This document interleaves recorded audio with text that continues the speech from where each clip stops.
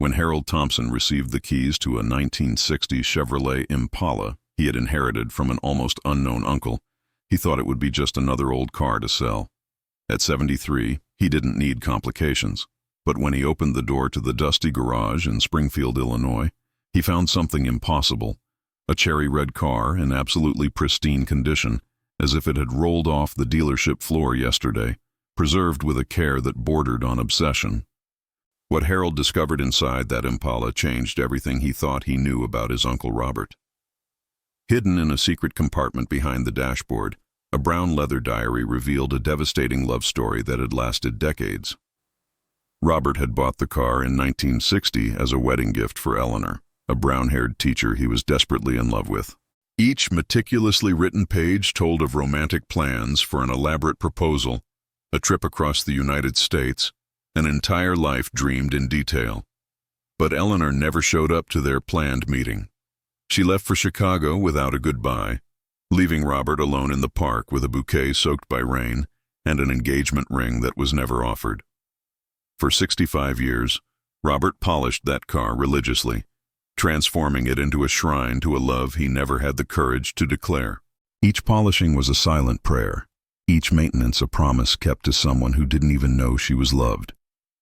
Harold held the faded photograph of Eleanor found alongside the never-used ring and made a decision that would change the fate of 3 lives forever. With the diary in his hands and his heart full of a mission that wasn't his own, he started the Impala's engine for the first time in years. The powerful sound of the V8 echoed in the garage like a roar of approval from the past. The journey to Chicago would be more than a simple trip. It would be the conclusion of a story interrupted over half a century ago. But when Harold finally found Eleanor at a nursing home, feeding birds in the garden with hair now gray but the same gentle eyes from the photograph, he had no idea how that encounter would transform not only her understanding of the past, but also his own future. Some promises take decades to be fulfilled. Some arrive at the exact moment when we need them most. And sometimes love finds a way, even when everyone involved has given up looking.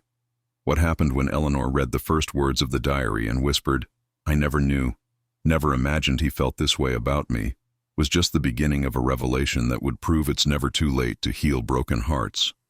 Even when one of them had stopped beating 2 years ago, Harold Thompson watched the lawyer place the keys on the table with a dry metallic sound.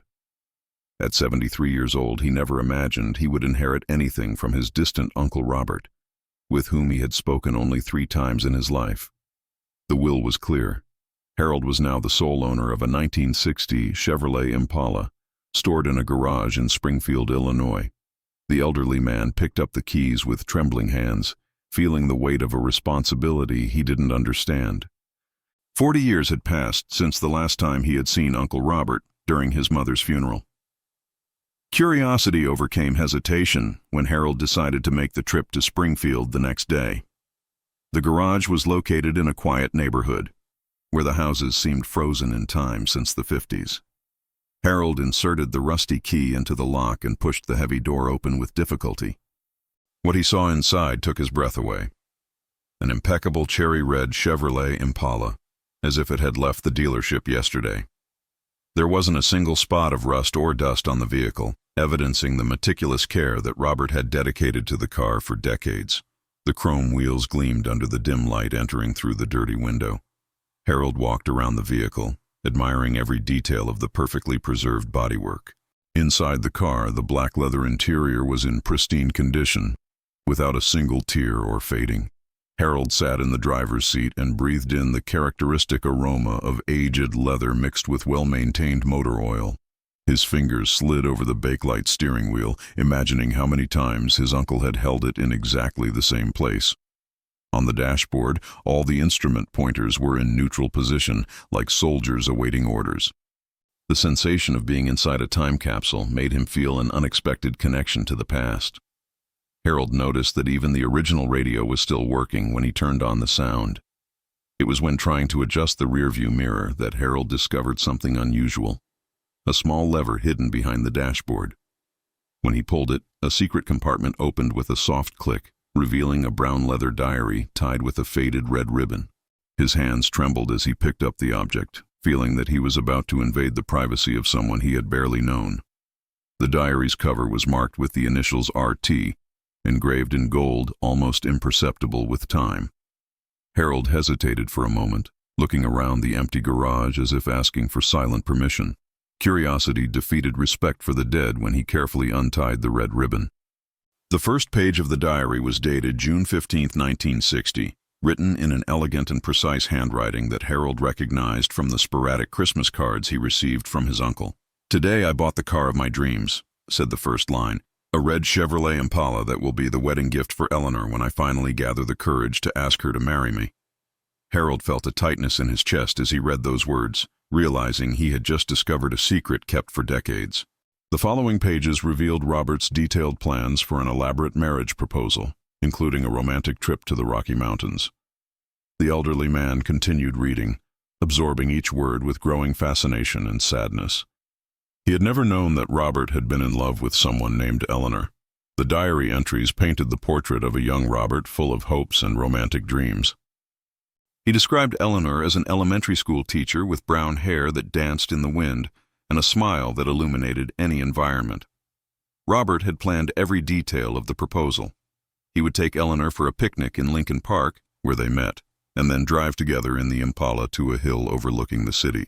There, under the stars, he would kneel and offer the diamond ring he had bought with his 2 years' savings. Harold realized that his uncle had been much more romantic than he had ever imagined, keeping these deep feelings in absolute secrecy throughout his entire life. As he advanced in his reading, Harold discovered that Robert faced an internal battle between love and fear of rejection. The pages revealed his deep insecurities. He considered himself too ordinary for a woman as special as Eleanor, questioned whether he was financially successful enough, and feared that she might be interested in another man. "Today I saw her talking to the school principal for 15 minutes, Robert had written in a particularly anguished entry, "and I wonder if he wouldn't be a better choice for her than a mechanic like me." Harold could feel his uncle's pain through the carefully written words, finally understanding why Robert had always seemed so melancholic during his rare family visits. In August 1960, the entries became more spaced and loaded with growing urgency. Robert wrote about how Eleanor had casually mentioned that she might leave town to accept a position at a Chicago school, which left him desperate to act before it was too late. "I've made a date with her for next Saturday," he recorded with slightly trembling handwriting. "It's now or never. I need to tell her how I feel before she leaves forever." Harold felt his heart accelerate as he read these lines, realizing he was approaching the climax of his uncle's love story. The expectation was palpable even decades later, as if the words still carried the emotional energy of that crucial moment. The entry from the day scheduled for the date was written in a different handwriting, more hurried and stained by small drops that Harold suspected were tears. "She didn't come," were the first words, followed by a devastating account of how Robert waited in the park for 3 hours, wearing his best suit and holding a bouquet of wildflowers. He described how other happy couples passed by his side while he remained alone on the bench where Eleanor should have sat. Rain began to fall in the late afternoon, soaking the flowers and making the ink of his prepared love letter completely smudge. Harold had to stop reading for a moment, feeling his uncle's raw pain as if it were his own. The following pages revealed the devastating truth. Eleanor had left town that same day, accepting the Chicago job without even saying goodbye to Robert. He discovered through a mutual friend that Eleanor had always considered him just a kind friend, never suspecting the deep feelings he harbored for her. "I kept the ring in the same place where I keep this diary," Robert wrote with bitterness, "along with the dreams that will never come true and the words I will never have the courage to say." Harold then understood that the secret compartment held not just a diary, but the vestiges of a broken heart. The unfulfilled promise wasn't just about the car, but about a lifetime of undeclared love and lost opportunities. Harold explored deeper into the compartment and found a small blue velvet box containing a simple but elegant engagement ring. The diamond, though modest, still shone with the same intensity from decades ago, as if patiently awaiting its moment to be used. Along with the ring, there was a faded photograph of a smiling young woman with brown hair, whose eyes seemed to radiate kindness and intelligence. On the back of the photo, Robert's handwriting had written, "Eleanor, my eternal love, June 1960. Harold held the photograph with reverence, finally putting a face to the name he had read so many times in the diary pages. Eleanor's beauty was evident, but what most impressed Harold was the genuine expression of happiness captured in the image. The last entries of the diary showed how Robert had struggled to overcome the loss, but never completely succeeded. He wrote about how polishing the Impala had become a form of meditation, a way to keep alive the memory of the dreams he had built around the car. "Every time I polish the hood," he recorded in September 1960, "I imagine Eleanor sitting in the passenger seat, laughing as we drive down Route 66 on our honeymoon." Harold realized that Robert's obsessive care with the vehicle wasn't just about preserving a car, but about keeping intact a symbol of hope and love. The Impala had become a sanctuary for the emotions that Robert had never been able to express directly to Eleanor. As the years passed in the diary, Harold noticed that the entries became less frequent, but deeper and more philosophical. Robert wrote about how watching other happy couples made him feel a mixture of vicarious joy and personal melancholy. He mentioned letters he almost sent to Eleanor in Chicago, all written and then burned in the home fireplace. "Maybe true love is like this," Robert reflected in a 1965 entry. "Something you carry silently, like a beautiful song that only you can hear." Harold identified with this romantic loneliness, remembering his own wife Margaret, who had died 5 years ago, leaving him with similar feelings of love preserved in memory. A particularly touching entry from 1970 revealed that Robert had seen Eleanor once during a visit to Chicago, walking hand in hand with a man and 2 small children. "She looked radiant with happiness," he wrote with a generosity of spirit that deeply moved Harold, "and I realized that my only real concern was whether she was being loved the way she deserved." Robert described how he hid behind a tree to observe her for a few minutes, memorizing every detail of her more mature but still beautiful appearance. He noticed how she interacted patiently with the children and how she smiled at her husband, concluding that she had found the happiness he had always wished for her. Harold admired his uncle's nobility of character, who managed to find peace in Eleanor's happiness, even if it meant accepting that he would never be part of that happiness. The penultimate entry of the diary was dated just 2 years ago when Robert was already ill. His handwriting had become shaky, but the words still carried the same emotional intensity from decades earlier. "I will leave the car to Harold," he wrote, "because maybe he will be brave enough to use it the way I always dreamed it would be used, to take someone special to beautiful places." Harold felt hot tears streaming down his cheeks as he realized that his uncle had thought of him even in his final moments. Robert had expressed the hope that the Impala would finally fulfill its original purpose as a vehicle of love, even if it wasn't the love for which it had been destined. The last line of the entry simply said, "Love deserves a second chance, even if it's not mine." Harold closed the diary and remained sitting in the Impala for almost an hour, absorbing everything he had discovered about his distant uncle. The silence of the garage was broken only by the distant sound of traffic, but inside the car, Harold felt as if he were in a temple dedicated to unrequited love. He understood that Robert hadn't just been a lonely man, but someone who had chosen to preserve the purity of his feelings instead of risking their destruction through rejection or time. The Impala represented not just a lost dream, but a lesson about how love can take different forms and still remain authentic.